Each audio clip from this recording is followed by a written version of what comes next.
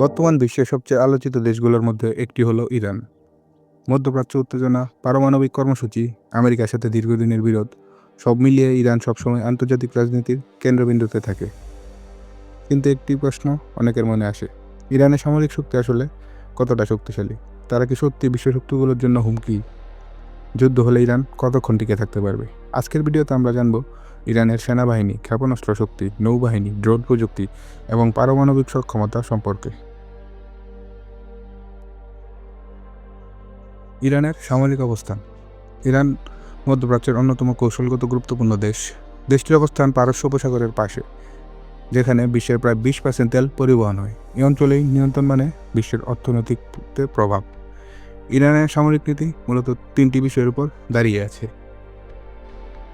আত্মরক্ষা, আঞ্চলিক প্রভাব বৃদ্ধি, শত্রুকে প্রতিরোধ করা। বিশেষ করে যুক্তরাষ্ট্র ও ইসরায়েলের সম্ভাব্য হামলা ঠেকানোই তাদের প্রধান লক্ষ্য।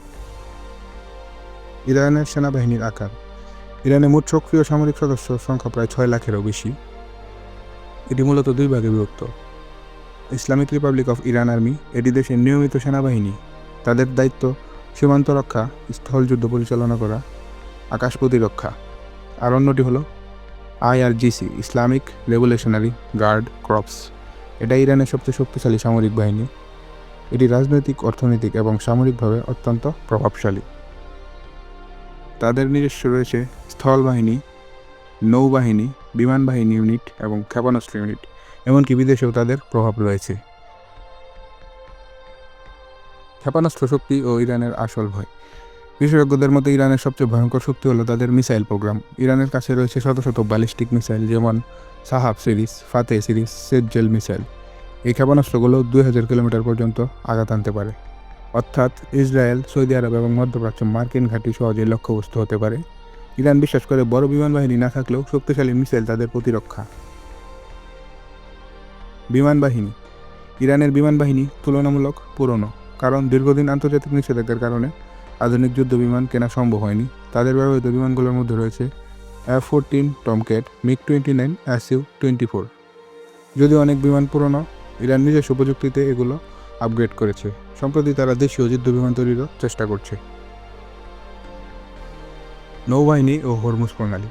ইরানের নৌবাহিনীর সবচেয়ে বড় শক্তি হলো অসম যুদ্ধ কৌশল। তারা বড় যুদ্ধ জাহাজের বদলে ব্যবহার করে দ্রুতগতির boat, mine, submarine, antiship missile. বিশ্বের অন্যতম গুরুত্বপূর্ণ সমুদ্রপথ হরমুজ স্ট্রেট। যদি ইরান এটি বন্ধ করে দেয়, বিশ্বের তেল বাজারে বড় সংকট তৈরি হতে পারে। এটাই তাদের কৌশলগত শক্তি। ড্রোন প্রযুক্তি। বর্তমানে ইরান ড্রোন প্রযুক্তিতে বিশ্ব আলোচনায়। তাদের শাহেদ সিরিজ ড্রোন আন্তর্জাতিকভাবে পরিচিত। এই ড্রোনগুলো কম খরচে তৈরি, দূরপাল্লা আক্রমণে সক্ষম, নজরদারিতে কার্যকর। অনেক দেশ ও সংঘাতে এই ড্রোন ব্যবহারের অভিযোগ রয়েছে। ড্রোন যুদ্ধে ভবিষ্যৎ ইরান বড় খেলোয়াড় হয়ে উঠছে। পারমাণবিক কর্মসূচি। সবচেয়ে বিতর্কিত বিষয় হলো ইরানের পারমাণবিক কর্মসূচি। ইরান দাবি করে তাদের পারমাণবিক প্রকল্প শান্তিপূর্ণ, কিন্তু পশ্চিমা দেশগুলো মনে করে ইরান পারমাণবিক অস্ত্র তৈরির কাছাকাছি পৌঁছে গেছে। যদিও ইরান পারমাণবিক অস্ত্র তৈরি করে, তাহলে মধ্যপ্রাচ্যের শক্তির ভারসাম্য পুরো বদলে যেতে পারে। প্রক্সি শক্তি। ইরানের সবচেয়ে অনন্য সামরিক কৌশল হলো সরাসরি যুদ্ধ না করে মিত্র গোষ্ঠী ব্যবহার করা। মধ্যপ্রাচ্যের বিভিন্ন অঞ্চলে তাদের সমর্থিত শক্তি রয়েছে। এর ফলে ইরান দূর থেকে প্রভাব বজায় রাখতে পারে। এই কৌশলকে বলা হয় অ্যাসিমেট্রিক ওয়ারফেয়ার। সামরিক বাজেট।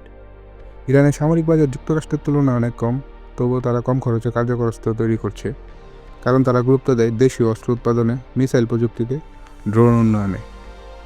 নিষেধাজ্ঞা তাদের আত্মনির্ভর হতে বাধ্য করেছে।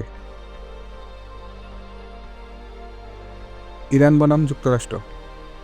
সরাসরি যুদ্ধে যুক্তরাষ্ট্র প্রযুক্তিগতভাবে এগিয়ে, কিন্তু ইরানের শক্তি হলো দীর্ঘস্থায়ী যুদ্ধ, ভৌগোলিক সুবিধা, গেরিলা কৌশল, মিসাইল হামলা।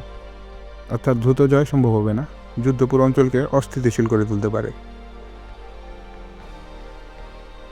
শক্তি ও দুর্বলতা। ইরানের শক্তি হলো শক্তিশালী মিসাইল বাহিনী, উন্নত ড্রোন প্রযুক্তি, বড় জনবল, কৌশলগত অবস্থান। আর দুর্বলতার দিকগুলো হচ্ছে পুরনো বিমান বাহিনী, অর্থনৈতিক নিষেধাজ্ঞা, সীমিত আধুনিক প্রযুক্তি। ভবিষ্যতে ইরানের সামরিক শক্তি। বিশেষজ্ঞরা মনে করেন আগামী 10 বছরে ইরান আরও মনোযোগ দেবে আর্টিফিশিয়াল ইন্টেলিজেন্স, যুদ্ধ প্রযুক্তিতে, সাইবার যুদ্ধে হাইপারসনিক মিসাইল, ড্রোন, সার্ম প্রযুক্তি, অর্থাৎ ভবিষ্যতের যুদ্ধের জন্য তারা প্রস্তুতি নিচ্ছে। সব মিলিয়ে বলা যায় ইরান বিশ্বের সবচেয়ে আধুনিক সেনাবাহিনী না থাকলেও তাদের কৌশল, ক্ষেপণাস্ত্র শক্তি এবং আঞ্চলিক প্রভাব তাদেরকে অত্যন্ত বিপজ্জনক প্রতিপক্ষ বানিয়েছে। প্রশ্ন এখন একটাই, ইরান কি শুধু প্রতিরক্ষামূলক শক্তি নাকি ভবিষ্যতে বড় সামরিক শক্তি? আপনার মতামত কমেন্টে জানান। ভিডিও ভালো লাগলে লাইক দিন, চ্যানেলটি সাবস্ক্রাইব করতে ভুলবেন না।